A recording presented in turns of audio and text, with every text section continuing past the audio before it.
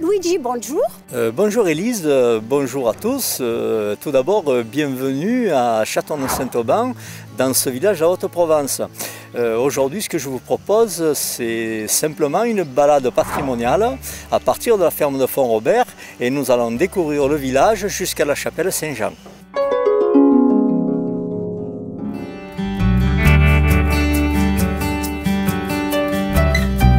Donc à partir de la ferme de Font-Robert, nous allons rejoindre le village par l'allée Cavalière. Et là, au bout de l'allée Cavalière, donc, nous allons arriver au château.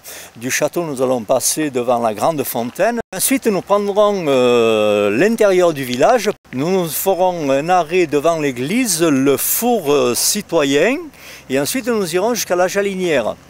De la Jalinière, bien sûr, nous irons à la sortie du village pour rejoindre la chapelle Saint-Jean, donc ce lieu où il y a un panorama à 360 degrés. Nous redescendrons ensuite par les carrières d'argile et nous rejoindrons le village et là nous nous quitterons.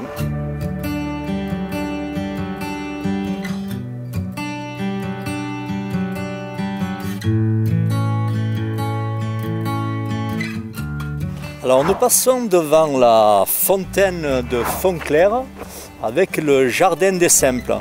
Et le jardin des simples, bien sûr, ce sont des variétés de plantes aromatiques. Voilà, et nous allons rejoindre le canal du moulin. Donc ce canal alimentait l'écluse du moulin à blé, bien sûr dans le temps, et ce moulin qui n'existe plus maintenant. Pourquoi l'allée Cavalière?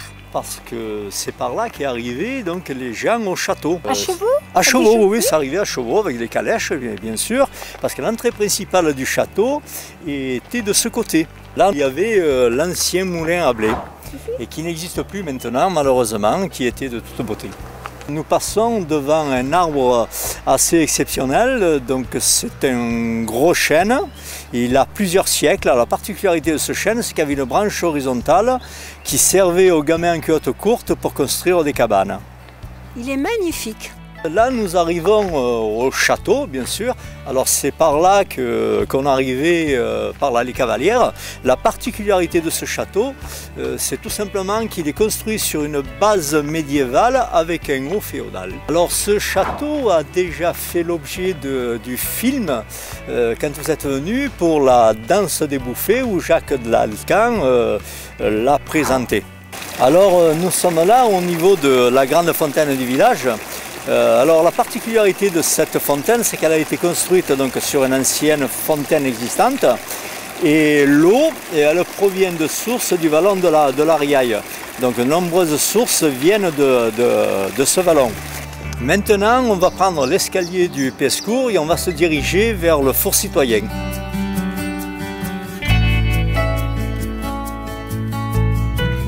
Nous avons rejoint la rue Haute. Alors la rue Haute, bien sûr, qui va nous emmener vers le moulin.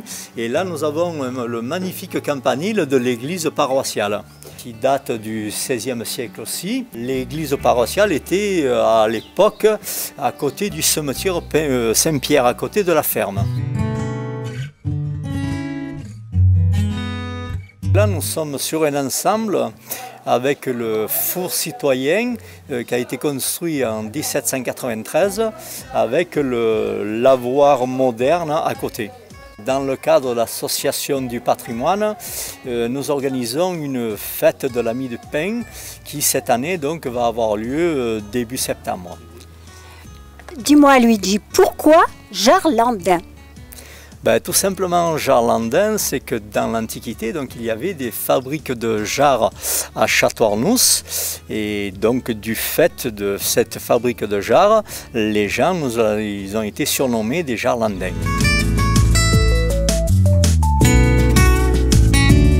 Nous arrivons à la source de la Jalinière, une des sources les plus réputées du village.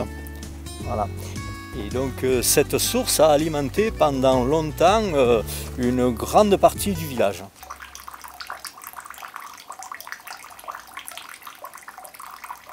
La particularité de cette source, c'est qu'elle aurait été découverte un jour par une galine, par une poule. Nous sommes assis ici, à l'endroit où les anciens prenaient leur apéritif. Ça s'appelle le coin de l'apéro. Quand ils avaient bu 2 ou 3 pastagas maison, eh bien, ils disaient même que l'eau elle était miraculeuse. Luigi, tu as écrit ton autobiographie que j'ai lue. J'ai été émue et je voulais que tu nous en parles. Ben oui, c'est l'autobiographie d'un enfant de 8 ans, issu d'une famille nombreuse italienne de 8 enfants, dont un sera emporté à l'âge de malheureusement 2 ans et demi, et qui a immigré bien sûr à Château-Arnoux. Alors tu découvres une autre culture, tu découvres d'autres modèles, ça te perturbe? Ben, quand j'étais enfant, bien sûr, ça m'a perturbé parce que d'être déraciné, on ne part pas volontiers de son pays pour rien. Hein. Il y a toujours une raison. Hein. Et donc, si mes parents sont partis de l'Italie, c'est que c'était un coin qui était très pauvre et où il manquait du travail. Donc, à la recherche de travail, mon papa a immigré en France. Quand tu étais petit, tu étais téméraire, tu étais inventif. Quand j'ai lu ce livre, j'avais l'impression que tu avais besoin d'exister dans ce paysage nouveau pour toi. J'ai commencé tout simplement par être un enfant terrible du fait que je ne savais pas parler le français bien sûr, je n'avais jamais été à l'école et donc il fallait que je m'exprime par autre chose. Donc être terrible, se faire remarquer par les autres, c'est une façon de s'exprimer. Et d'exister. Et d'exister bien évidemment. Tu m'as dit que ce lieu était très important pour toi. Oui, tout simplement, c'est que quand j'étais à l'école, donc étant un enfant terrible comme je viens de le dire, la maîtresse Madame Michel un jour m'a envoyé chercher de l'eau bien fraîche à la source. Donc je lui ai ramené, bien sûr, évidemment, de suite après. Et donc c'est le lendemain avec tous les autres instituteurs qui se sont donné le mot et m'ont demandé d'aller leur chercher de l'eau à tour de rôle. Je suis ce jour-là enfin devenu quelqu'un, je servais à quelque chose. J'étais le porteur d'eau de l'école en quelque sorte. Et tout cela a déclenché en moi l'envie de travailler, d'exister autrement que ce que je l'avais fait jusqu'alors en étant très terrible. Et donc je me suis mis immédiatement au travail et ça a surpris tout le corps scolaire. Nous quittons la Jalinière et nous allons nous rendre vers le Pin de la Liberté pour ensuite donc rejoindre le sentier de pèlerinage et monter à la chapelle Saint-Jean. Là, Luigi, nous sommes devant un magnifique arbre. Oui, en effet, Élise. Donc, cet arbre qui se nomme Pin de la Liberté a été planté par André Jacques à son retour de la prison de Carcassonne. Cet arbre est très symbolique pour moi parce qu'il y a un homme que j'ai beaucoup aimé bien sûr et que je respecte.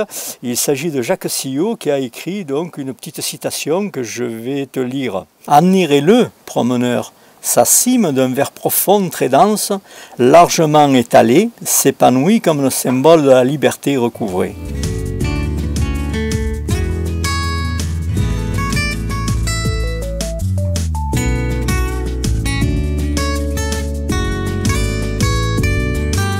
Nous sommes en plein milieu du bois. Bon, ça grimpe un petit peu, bien sûr, mais c'est la partie la plus agréable car nous sommes à l'ombre. Oui, ben voilà, tu vois, après cette montée, nous arrivons quasiment au sommet. Nous sommes là donc au niveau de l'oratoire Saint-Jean et nous avons parcouru à peu près 441 mètres de dénivelé. Nous arrivons à la chapelle. Joël, tu es responsable de la communication et surtout pour cette belle chapelle. Oui, cette chapelle a été construite en 1668 par 3 frères. Ils l'ont construite en 50 jours. Et que cette chapelle a fait l'objet d'un miracle au cours d'une célébration de la décollation de Saint-Jean-Baptiste. Il y avait un jeune enfant du village qui s'appelait Jean-Pierre Morel, qui était âgé de 8 ans et qui était complètement paralysé de ses membres. Et donc ses parents un jour l'ont monté donc ici sur les lieux de la chapelle et il est venu assister donc à cette célébration. Et au moment de l'évangile, eh bien il s'est aperçu que l'enfant s'est aperçu qu'il tenait sur ses jambes. Il y a eu un miracle, l'enfant a été guéri. Elle a été restaurée, non? Elle a été restaurée, oui, dans les années 80. Cette chapelle était tellement délabrée qu'il fallait tout refaire. Alors la municipalité s'est occupée de la toiture et des façades extérieures, mais tout l'intérieur, il fallait monter un projet. Et il se trouve que nous avions sur Saint-Auban un jeune enfant du village qui est aujourd'hui un artiste mondialement reconnu puisqu'il s'agit de Bernard Venet. Les bancs bâtiment et l'hôtel ont été réalisés par un ferronnier du village.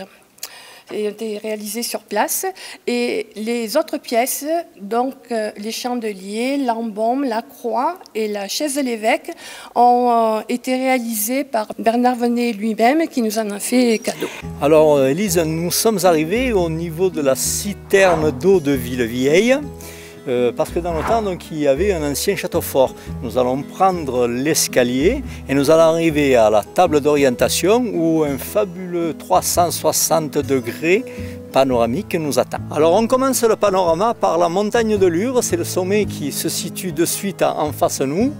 En redescendant la crête légèrement, donc on parcourt la chaîne de montagnes de Lure. Et dans le creux, au loin, le village que l'on distingue, c'est le village de Sisteron avec la citadelle. En remontant sur la droite, c'est le rocher de la Baume. Passé le rocher de la Baume, il y a le passage d'Entrepierre. Si l'on continue encore du côté droit, on va finalement arriver sur un des sommets les plus hauts au fond de la vallée, c'est le Cirque des Monges. Si l'on redescend face au Cirque des Monges, il y a le village de Volonne, avec, très typique, avec ses deux tours, dont une tour horloge et l'autre une tour sarrasine. Si l'on remonte au-dessus des crêtes, l'on va arriver en face de nous le sommet le plus élevé, c'est le sommet du Rut, qui domine à près de 1200 mètres d'altitude. En continuant du côté droit, toujours en parcourant la crête, nous allons arriver à un creux avec une magnifique pinède. Au pied de cette pinède, en face de nous, il y a le village de l'Escale avec le barrage. En continuant à tourner encore donc, sur le côté droit, si on relève un petit peu, il y a trois sommets bien distincts. Dans l'alignement, c'est légèrement à droite en redescendant, il y a un petit pointu qui se détache du plateau de Valençol, c'est la sortie des gorges du Verdon. En continuant encore sur la droite, nous arrivons sur le plateau de Valençol et le plateau de Puy-Michel. Toujours en continuant sur la droite, il y a un village, c'est le village des Mets, les rochers des Mets, qui sont surnommés des pénitents. En parcourant le cours de la Durance, nous arrivons au niveau du village de Château-Arnoux, avec en arrière-plan les deux plans d'eau. Et tout au long de la Durance, c'est la réserve ornithologique de Haute-Provence où vous pourrez ici découvrir aux environs de 150 espèces d'oiseaux.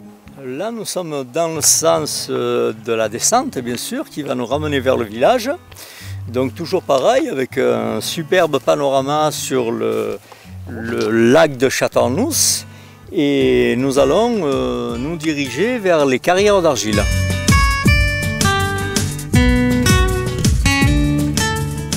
Dans mon livre, vu qu'il n'y a plus de paysage, je décris la nature au fur et à mesure que nous descendons. Tu avais fait un livre sur la randonnée. Donc j'ai écrit un livre sur la randonnée. Donc il s'intitule « De la ferme de Font-Repère à la chapelle Saint-Jean », mais surtout c'est sur les traces de nos anciens. Alors voilà, je ne voulais pas qu'on termine cette balade de Château-Arnoux sans passer par les carrières d'argile qui sont la matière première des potiers jarlandins. Donc cette carrière a été exploitée pendant de nombreuses années. Et donc si on regarde bien tout autour, l'on peut voir l'argile avec ses diverses couleurs, avec des figurines éventuellement en étant un petit peu imaginatif. Et là, derrière nous, se trouve la grotte Courage. Alors tout simplement la grotte Courage, parce que quand nous étions enfants, nous nous y enfermions dedans et c'était à celui qui tiendrait le plus longtemps qui serait proclamé le vainqueur parmi les vainqueurs.